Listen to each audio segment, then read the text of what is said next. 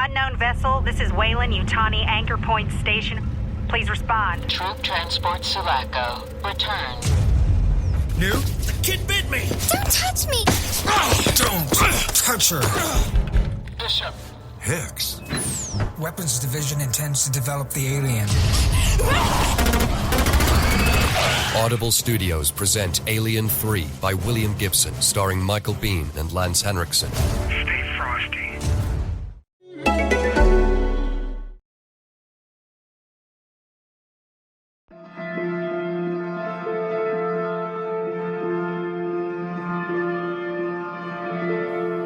Previously on A New Winter, I heard they were murdered on your farm. Then, as he walked away, thank you for your time, Mr. Stockwell.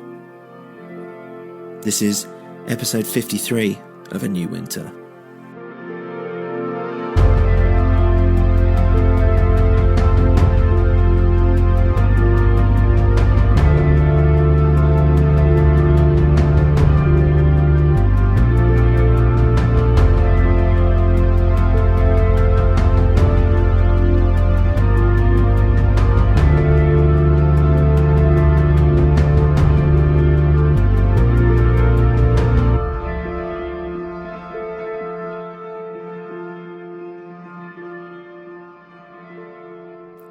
I sat back down.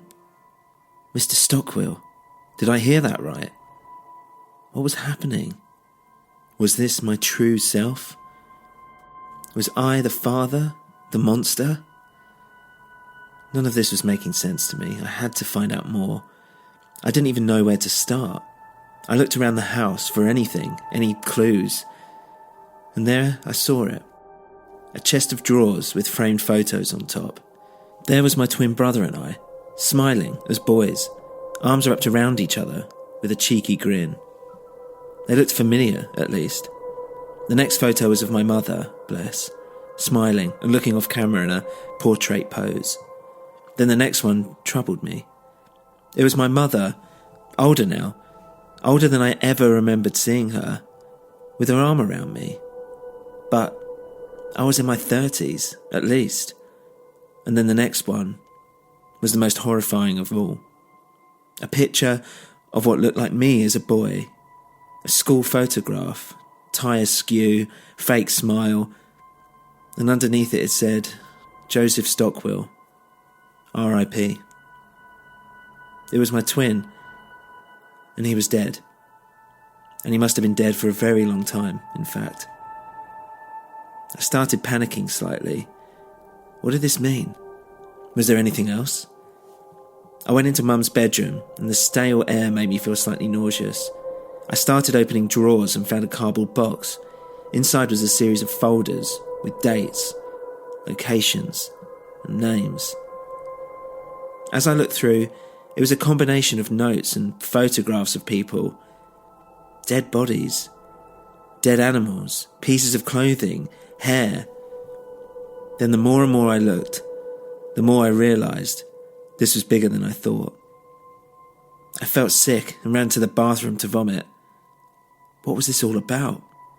I felt like the truth was within reach, but I just couldn't quite grasp it. I ran outside and took in deep breaths from the freezing cold air. It certainly calmed me down, at the same time as giving me a hard slap across the face. It sounded strange, but I felt like I needed some kind of guidance. Whether it was the Wired Man, Bob, or even Mr. Tooley, just someone who could help. I felt like I should try and maybe find the little house in the forest, the one where I'd seen the photos of Kate. The one where I'd left that little boy promising to be right back. I never did. Was that him? My twin? Did he die out there? Did I have something to do with it? This was all happening too fast. It was just too much. I called a taxi that took me to the edge of the woods, near the pub actually, where I'd had a drink with Dewbridge what felt like an age ago. As I walked through the snow in my boots, I noticed the signs again, the ones that had led me out, and I followed them back to where they had originated. For some reason, I expected the sun to set, but the light stayed with me. As I trekked through the cold, I kept an ear open for any sounds or surprises, but there was nothing. It really was isolated this far in. And then, after a while, I saw the little house. I felt a surge of shame run through me, this horrible, dense black hole in the pit of my stomach.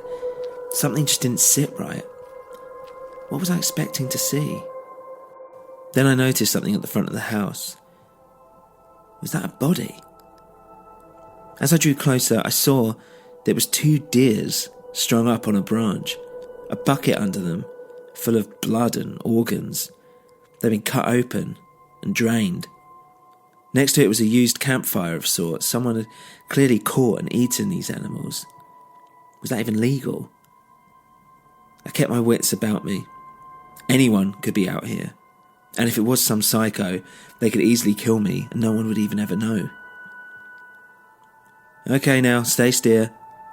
A voice suddenly spoke from behind me. I'm just letting you know I have a gun, and it's aiming right at the back of your head. I ain't planning on using it, I just want to know what you're doing here. Are you a copper? No, I said. Who are you? Me? Who are you, friend? Don't tell me that you live here.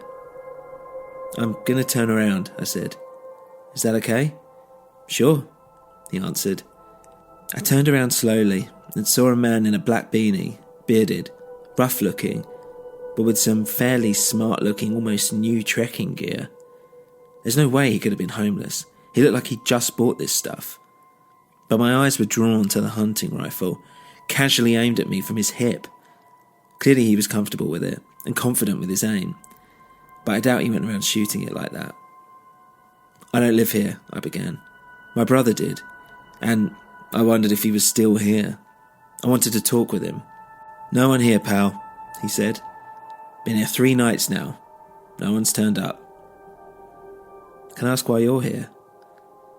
Well, he said, seeing as you've been so polite, I'm inclined to tell you the truth. Which is? I asked. Which is that I'm having, what some may call a slight existential crisis. I'm going to be honest, I've run out on my family, and I wanted to spend some time here in the woods. I found this place and, I've been using it. A creepy house in the middle of the woods. Yeah, he said. Well, it gets cold out here. I got a tent set up in there. I mean, it's cleaner than the floor. You've not seen my brother then? He's my twin. Looks exactly like me. Look, you're the first person I've seen since I got here, friend. You're not the one going around kidnapping and killing people, are you? Well, I'm not the one with the gun, I said. He laughed and put the gun down. Well, no, you're not. You're not. Can't help but be cautious. Cold makes me a bit edgy, you know? Do you want some deer? It's good. No, but I wouldn't mind taking a look around if that's okay. Sure thing. I might follow you if that's okay with you. I'm just curious. No problem with me, I answered. And as I walked in, I made my way to that secret room with the projector and photos of Kate. Wow, the man said. You seem to really know your way around here. And as I walked in, it was just how I left it. Exactly how I remembered. The man was looking around as well, startled at what surrounded him. This your brother? Yeah, I said. He's a bit strange. Yeah, he said. You're telling me. He's got all kinds of stuff here. The man started going through boxes of files and something snapped inside me. Don't touch those, I shouted. He immediately lifted his hands up in shock, a slight look of fear passing across his face. Sorry, he said. No, I'm sorry, I said. I don't want these things touched, okay? But it might help find your brother, he said. Seemed that he was into some real twisted stuff. I kneeled down and went through the files. These weren't just newspaper clippings and photos. There was a finger, an ear, and in a small plastic see-through bag, what looked like an eyeball. It was a collection. They were trophies. I opened up another box in the corner, and there were more trophies, but except these were small, as if they belonged to children. Something moved in the pit of my stomach, and I felt like I was going to be sick. I stood up straight, my knees shaking slightly, and looked on the walls. It wasn't just photos of Kate. There was a map. There were pieces of yellow string connecting them. Hold on. Wasn't this the same thing that I'd seen at the other house, when Michael found me? But now it's here. Stay right there, I heard. I turned around to see the man had gone to get his gun and come back. Now, he said, I don't know where you're playing at, but I want you gone from here, right fucking now. My heart slowed down. I looked the man in the eye, and he was terrified. The gun, now held up to his eye line, was hiding his face, but I could still sense the fear within him. It made me feel powerful. I somehow felt invincible. If he was going to kill me, he would have done. But I couldn't have him getting the police involved here. I just couldn't. Okay, I said, I'll leave. But what if my brother comes back? He's dangerous, twisted. I mean, you said it yourself. And as I was talking, I moved slowly forward towards him. He's dangerous. You think I'm fucking stupid? The man spat back. There's no brother. This is all yours. You just didn't expect me here. I was supposed to believe that you just so happened to know where all this shit is and had never seen it before. Well, that's very convenient. Okay, I said, if you don't believe me, I can understand that. So let's go to the police, okay? Bring me in if you like, but I'm telling you, this isn't me. I came searching for a man called Michael. He's missing. And I think it's all connected. So you are a cop? He asked.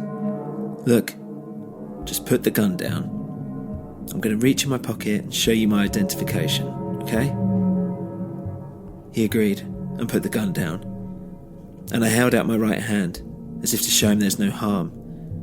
I dug deep into my jacket pocket with my left to distract his attention. And then I grabbed the rifle with my right hand. He immediately pulled the trigger, but shot at the floor. I punched him square in the face with my left hand and felt his nose break. He fell to the floor on his knees, clutching his face, and I managed to wrestle the gun free and point it back at him. Idiot, he mumbled, spitting blood on the floor. It's a single shot. So, knowing that, I hit him round the head with it, like a bat. It connected with the side of his head, and he fell flat on the floor. He was groaning, as he's gurgling blood. Running from your family? I shouted down at him. This is probably your den, isn't it? Your sick little retreat. Let me guess, are they dead too? Did you blow their brains out, huh? Smash their annoying faces in? But he passed out. I couldn't help but keep going. You killed them, didn't you? Your little girl, your wife, your son. You had to. You had to. And as I shouted at him, I started stamping on his face. I threw all my weight behind it, slamming my foot down onto his jaw, until I slowly felt his face start to cave in. The flesh started to get mushy under my shoe. Soon, he was unrecognisable. And then, when I'd finally finished, I could see he no longer even had a face. I'd killed him. I took a second, and I took a deep breath. I was sweating like crazy. My heart was pumping like a jackhammer, and my palm was bleeding, where I'd squeezed my fist together so tight that my nails had cut into my flesh. I calmed myself down. I truly was a monster. I'd only met this man moments ago, and now here he lay, murdered, beneath my feet. I took another look around the room. The maps, the photos of people I'm not even sure that I recognised, but I could see Jackie, Kate, Nicola, Sophia, even the Madame from the Lime. They were all here. Photos taken from afar, mixed in with a host of other women. Most of them seemed to be mothers. The kids often included in the pictures. What was going on here? I needed to get out. I made my way back outside and into the snow. Was the mass grave still here, I wondered? I made my way to where I'd woken up before. And there, in front of me, were dozens of frozen bodies. Children. But what terrified me more is that I could hear shouting. Someone was coming. And they were close.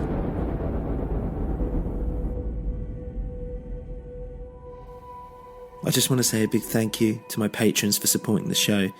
You can go to patreon.com/anewwinter or go to the New Winter site, anewwinter.com, where you can make a donation there as well. Remember, you can follow us on Twitter @anewwinter or email us anewwinterpodcast@gmail.com or go to facebook.com/anewwinter. If you enjoy the show, please do rate us and leave a comment on your podcast platform of choice. Next week will be the final episode of Season 4 of A New Winter. Thank you for listening.